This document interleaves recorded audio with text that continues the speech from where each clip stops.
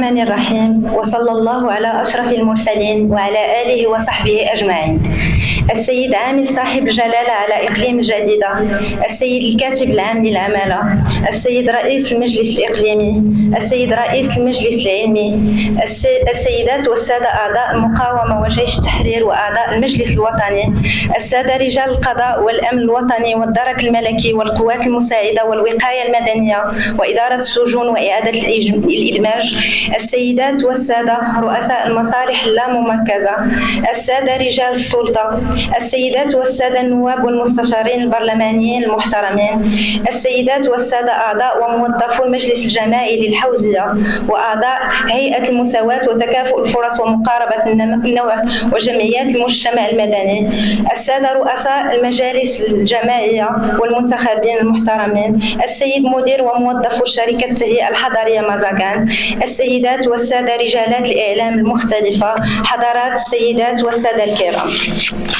يحتفي الشعب المغربي اليوم بالذكرى 71 لثورة الملك والشعب التي لها رمزية كبيرة في تاريخ كفاحنا الوطني ضد الاستعمار الغاشم، وإننا نلتئم اليوم وكسابق السنوات في هذه المحطة الخالدة في الوجدان الوطني لنجدد ذلك الالتحام الأبدي بين العرش والشعب الذي كان الجدار الصلب الذي تحطمت عليه نوايا المستعمرين ومطامعهم، وهي كذلك مناسبة لتجديد العهد مع الوطن حيث فخر الانتماء ونبل الولاء، والشعب المغربي كان دائما رهن إشارة الوطن يلبي نداءه ويسترخص في سبيله الغالي والنفيس. ولنا في حب الوطن دروسا وعبرا نستمدها من سيرة خير البشرية الرسول محمد صلى الله عليه وسلم، فقد كان يحب وطنه مكة المكرمة كثيرا، وعندما تركها غم غما شديدا حتى قال عند خروجه منها: والله إني أعلم أنك خير أرض الله وأحبها إلى الله، ولولا أن أهلك أخرجوني منك ما خرجت. ولعلنا ونحن نخلد اليوم هذه الذكرى المجيدة نسجل شموخ الدولة العلوية الشريفة وسيرها على نهج الرسول الكريم في حب الوطن والتمسك به،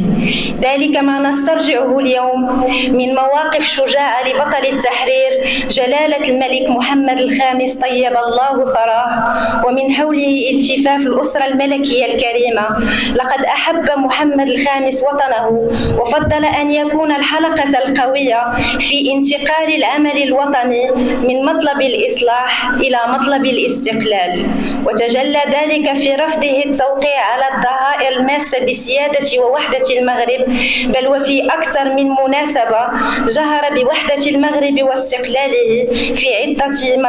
محطات تاريخية مفصلية، ضمنها خطاب طنجة سنة 1947 وخطاب العرش سنة 1952 وحشد الدعم الدولي في مؤتمر أنفا سنة 1952.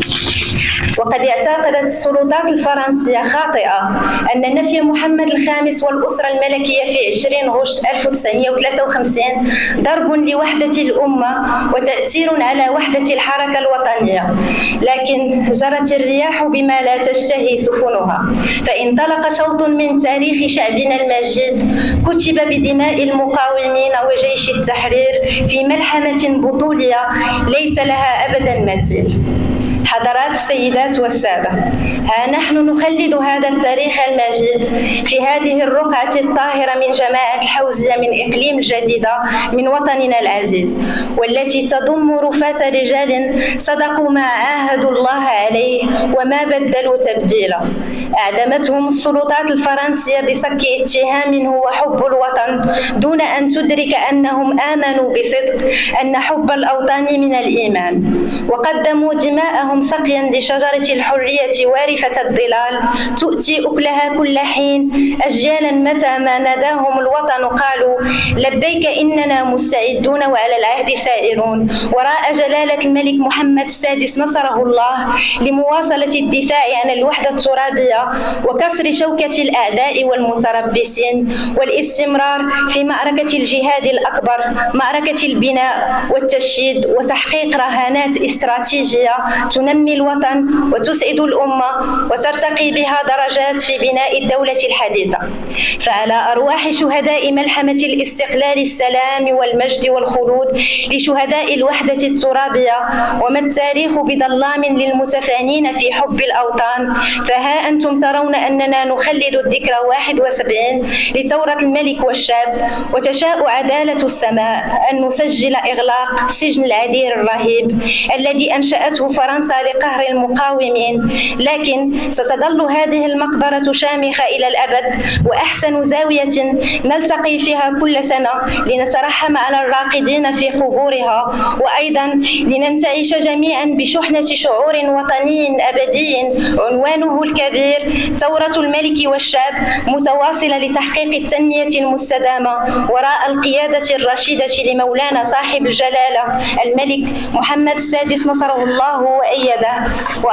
وأقر عينه بولي عهده الأمير الجليل المولى الحسن، وشد عضده بصنوه السعيد المولى الرشيد، وكافة الأسرة الملكية الكريمة، ورحم الله محمد الخامس بطل التحرير ووارث سره موحد البلاد جلالة الحسن الثاني طيب الله ثراه إنه سميع مجيب. والسلام عليكم ورحمة الله تعالى وبركاته.